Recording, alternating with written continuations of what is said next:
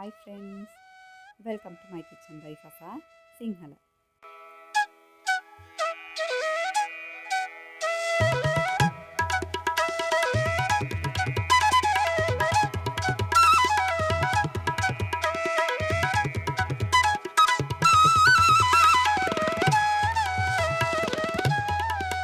ගෙදරට ඕනි වෙන pure homemade මසාලාස් ඒත් එක්ක සත්තමාව කියන health mix, biryani මසාලා, කෙසල් mix, රාගි mix, hair oil ඊට පස්සේ අපේ natural soap මේ නම්බර එකට WhatsApp දාලා online එකකින් order කරගන්න පුළුවන්. කොළඹ කුරුණෑගල ඉන්න අයට මේ stores වලින් available.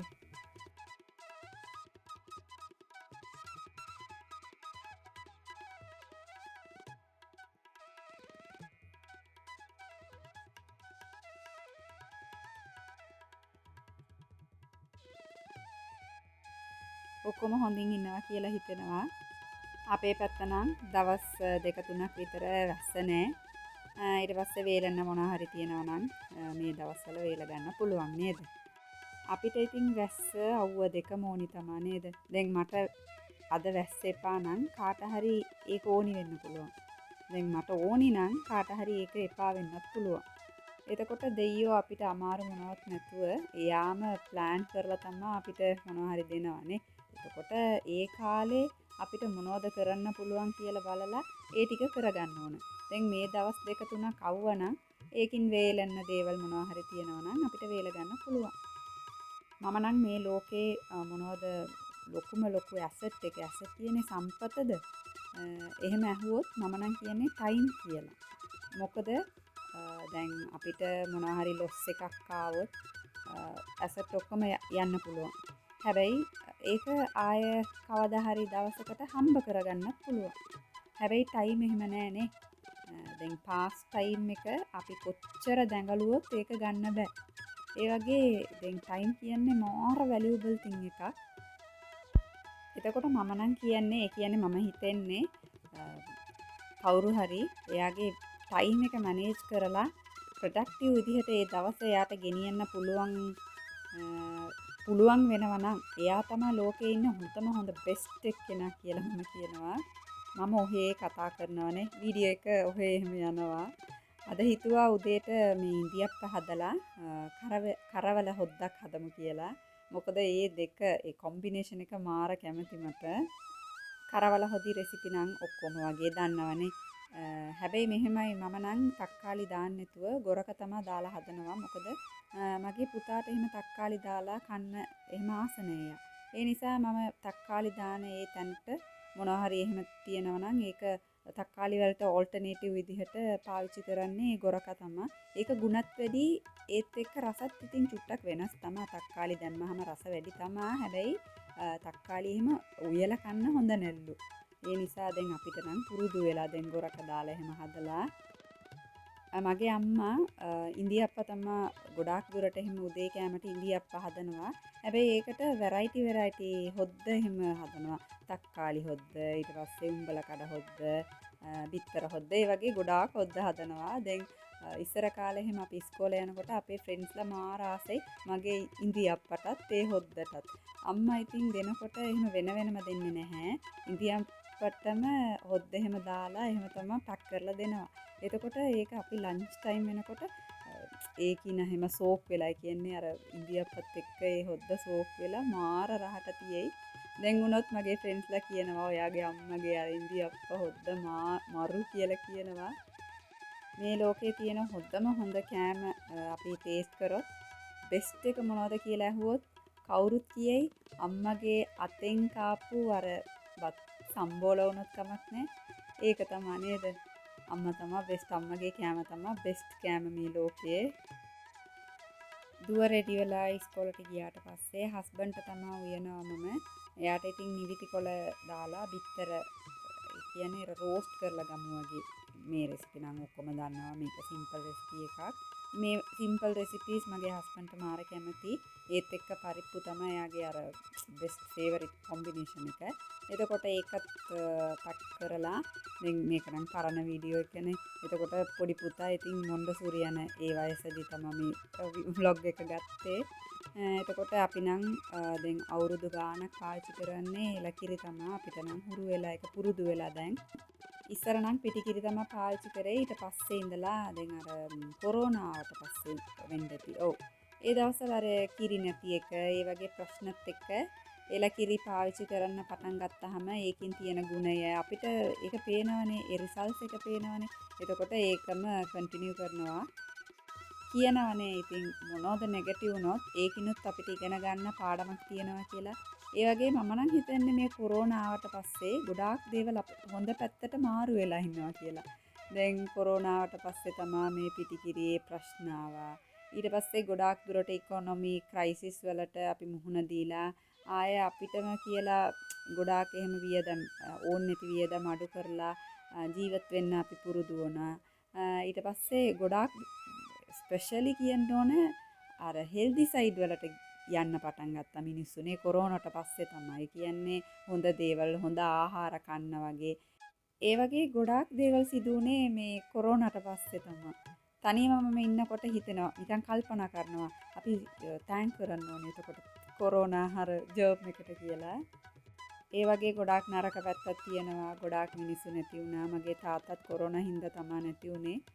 ඒ වගේ හිතෙන්නවත් බැරි කියන්නේ ආය කොරෝනා කියලා මොනවත් ආය එන්නම හොඳ නැහැ කියලා එහෙම එකකුත් තියෙනවා. ඉතින් නරක පැත්තත් නිකන් මට කියන්න හිතුවා ඔයාලත් එක්ක මේක ෂෙයා කරන්න හිතුවා මම.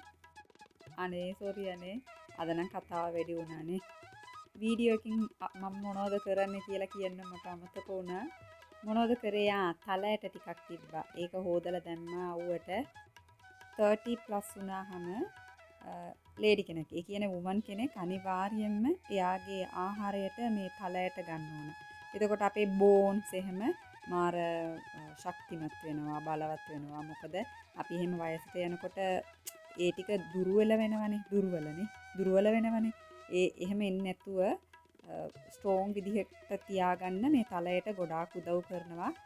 මම නම් මේ වගේ සුද්ධ කරලා කන්ටේනර් එකට දාලා එහෙම තියාගන්නවා. මොනවා හරි මාළුවක් එහෙම හදනකොට එලවලු වගේ මොනවා හරි හදනකොට ඒකට චුට්ටක් එකතු කරනවා මම තලයට. අර කොරියන්ස්ලා යාළගේ කෑමට එකතු කරනවනේ. ඒ වගේ එකතු කරනවා. රහත් වැඩි, ඒ වගේ ගුණත් වැඩි. ඔයාලත් ඕනි නම් try කරලා බලන්න. ඊට පස්සේ කියන්නම ඕනි එකක් තමයි ලාස්ට් වීඩියෝ 3ක් වෙන්න ඇති. කවුද දැන් රීසන්ට්ලි මම අප්ලෝඩ් කරපු වීඩියෝස් ටිකට මාර සතුටු කමෙන්ට්ස් ලව්ලි කමෙන්ට්ස් ටික ආවා. ඒක ඔක්කොම මම කියවනවා. හැබැයි සමහර විට මට වෙලාවක් නැහැ. ඒකට රිප්ලයි කරන්න. හැබැයි තෑන්ක්ස් a lot කියලා හරි මොනවා හරි රිප්ලයි එකක් දෙනවා. මට මාර සතුටුයි ඒ කමෙන්ට්ස් ටික කියවනකොට. Thanks a lot. මට මෙච්චර ඔයාලා සපෝට් කරයි කියලා මම හිතුවේ නැහැ. මම හිතුවා මම මාස 6ක් විතර කට්ට කාලා මේ channel එක run කර ගන්න වෙයි කියලා. මොකද මගේ සිංහලත් එහෙම හොඳ නැහැ. එහෙම ටක් ගාලා රීච් වෙන්නේ නැහැ කියලා කල්පනා කර හිටියා. හැබැයි වීඩියෝ එකකින් මට මොනිටයිස් වුණා. views එහෙම හොඳයි. ඔයාලගේ lovely comments එහෙම බලනකොට ආය මාර සතුටුයි මට.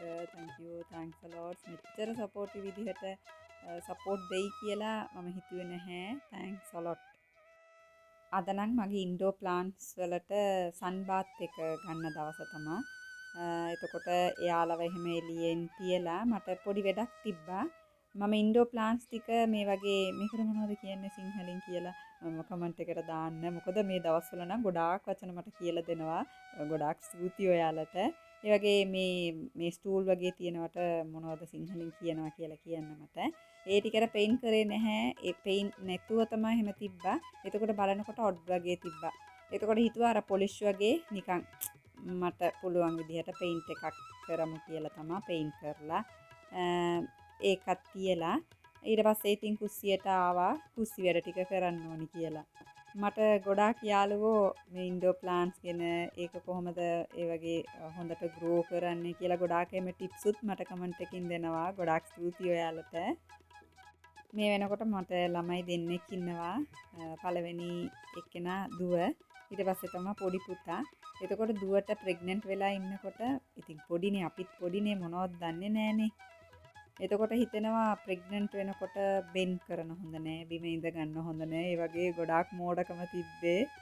එතකොට ඒ වගේ වැඩ මොනවත් කරන්නේ නැතුව තමයි ඉතින් ඔහේ ඉන්නවා.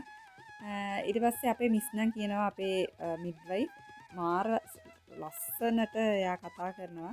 එතකොට කතා කරනකොට එයා වචනයක් කිව්වා. දැන් ප්‍රෙග්නන්සි කියන්නේ ලෙඩක් නෙමෙයි. එතකොට ඔයාලට මේ වැඩ කරන්න හොඳ නෑ, මේක කරන්න හොඳ නෑ, මේක කන්න හොඳ ඒ වගේ නෙමෙයි. ප්‍රෙග්නන්සි කියන්නේ ලෙඩක් නෙමෙයි. ඒකත් නෝමල් නේචර් එකක් තමයි.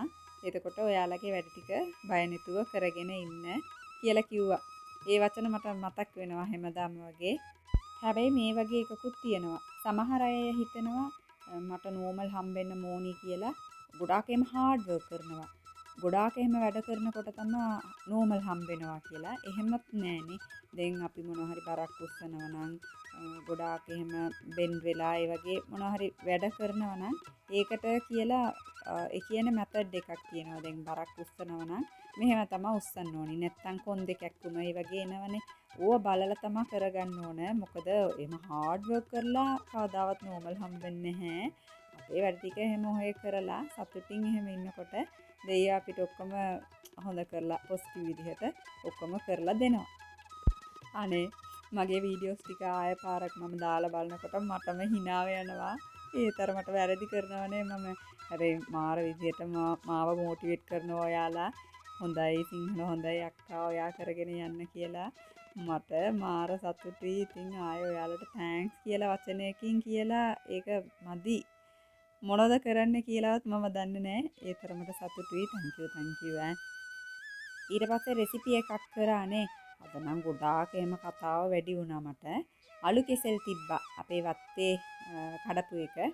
ඒක මම ෆ්‍රයි කරන්න නැතුව ඒ කියන්නේ චිප්ස් අලු කෙසෙල් චිප්ස් ෆ්‍රයි කරන්න නැතුව oven එකකින් රෝස්ට් කරලා ගමු කියලා තමයි. ඒකට මොනවද දාන්නේ නැහනේ. ලුණුයි ඊට පස්සේ කහ කුඩු චුට්ටක්කුත් දාලා මික්ස් කරලා චූට්ටක් එහෙම ඔයිල් එකතු කරගන්න ඕන. මේ වගේ රෝස්ට් කරගන්න ඕන oven එකකින්. දෙපාරක් තුන් පාරක් විතර මේ වගේ චුට්ටක් කලවම් කරලා එහෙම තිබ්බහම හොඳට මේ වගේ පාටට ලස්සනට රෝස්ට් වෙලා එනවා. එතකොට ඩීප් ෆ්‍රයි කරනවට වැඩිය මේක ගොඩාක් හෙල්දි. ඒ වගේ රසත් එහෙම ගොඩාක් හොඳට තිබ්බා. ඕනි නම් try කරලා බලන්න. මොකද පොඩි ළමයින්ට හැමදාම හැම වෙලේම බඩගිනිනේ. එතකොට මොනවාරි මේ වගේ හදලා දුන්නොත් ඉතින් යාලා පාඩුවෙන් කනවා ඔහේ. මේකට මම චූට්ටක් විතර මිරිස් කුඩු එහෙම එකතු කරගත්තා. රහට තිබ්බා. ඕනි නම් try කරලා බලන්න. ඩීප් ෆ්‍රයි කරනකොට කොහොමත් ඉතින් රහ වැඩි තමා. හැබැයි ළමයින්ට වුණොත් ඩීප් ෆ්‍රයි එහෙම ගොඩාක් වෙන්න හොඳ නැහැ. එතකොට එන්නේ අර හොඳ නැති ෆැට් එකනේ. අනේ මම ડોක්ටර් කෙනෙක් විදිහට කතා කරනවා කියලා එහෙම ඔයාලා හිතෙන්න එපා. ඉතින් සමහර ડોක්ටර්ස්ලා ඉන්නවා. දැන් ඉන්දියාවේ එහෙම ඉන්න ડોක්ටර්ස්ලාගෙන් වීඩියෝස් එහෙම මම ගොඩාක් බලනවා. ඒක බලලා ගොඩාක් දේවල් මම ඉගෙන ගත්තා. ඒ ටික තමයි ඉතින් එයාලා මෙහෙමයි. දැන් විශ්වාස කරන්න පුළුවන් ඒ සර්කිල් එකකින් ඉන්න ડોක්ටර්ස්ලා තමයි. එතකොට බය නැතුව එයාලගේ අර ටිප්ස් ටික ෂෙයා කරගන්න පුළුවන් සෝෂියල් මීඩියා එකකින්. ඒ වගේ තමයි ඉතින් කියනවා මම. චිප්ස් හදන වැඩ ටිකක් ඉවර කරලා දවල්ටත් කාලා මම සිංහල වීඩියෝ එකක් බැලුවා. අම්ම කෙනෙක් මේ වගේ පොඩි ඩෝල් මුහුණ හදලා පෙන්සලයක් එහෙම හදන වීඩියෝ එකක්. එතකොට මට මාර ආස හිතුණා මේක දුවට හදලා දෙන්න ඕනි කියලා. මොකද එයා මාර ආසයි මේ වගේ බඩුවලට. ඒතකොට ඒක තමයි හදනවා මට පුළුවන් විදිහට. ඒ අම්මා නම් මාර නීට් විදිහට හැදුවා. ඒ වගේ මට චුට්ටක් අමාරුයි. ඒ නිසා පුළුවන් විදිහට මේ වගේ හැදුවා. කොච්චර එක්ස්පෙන්සිව් ඒ වගේ ගිෆ්ට්ස් කඩේ ඉඳලා ළමයින්ට අරන් දුන්නොත් අපේ අතින් හදලා මොනවා හරි පොඩි දෙයක් එහෙම දෙනකොට යාලා සතුටු වෙනවා වැඩි වගේ මට. මගේ ළමයි නම් එහෙමයි. ඒ නිසා මම මොනවා හරි චූටි දෙයක් මේ වගේ කරලා දෙනවා යාලට. දුවට එහෙම මොනවා හරි දුන්නා නම් අනිවාර්යයෙන්ම ඒක පුතාටත් ඕනි. ඒ නිසා මම දෙක ගාන තමයි කරනවා. ඉතින් කොහොමත් ඉතින් එයාටත් හදලා දෙනවා මොනවා හරි. ඒ වගේම වෙන්න ඕන නැත්නම් ඉතින් රණ්ඩු තමයි. දුව නම් පරිසම් කරනවා. එයාගේ බඩු ටික ලස්සනට පිළිවෙලට තියලා එහෙම පරිසම් කරනවා. මල්ලිට නම් තාම එහෙම තේරුමක් නැහැ ඒගෙන. හිතෙනවා එයාත් ලොකු වෙනකොට හරියයි කියලා. එතකොට එච්චරයි වීඩියෝ එක. thanks for watching.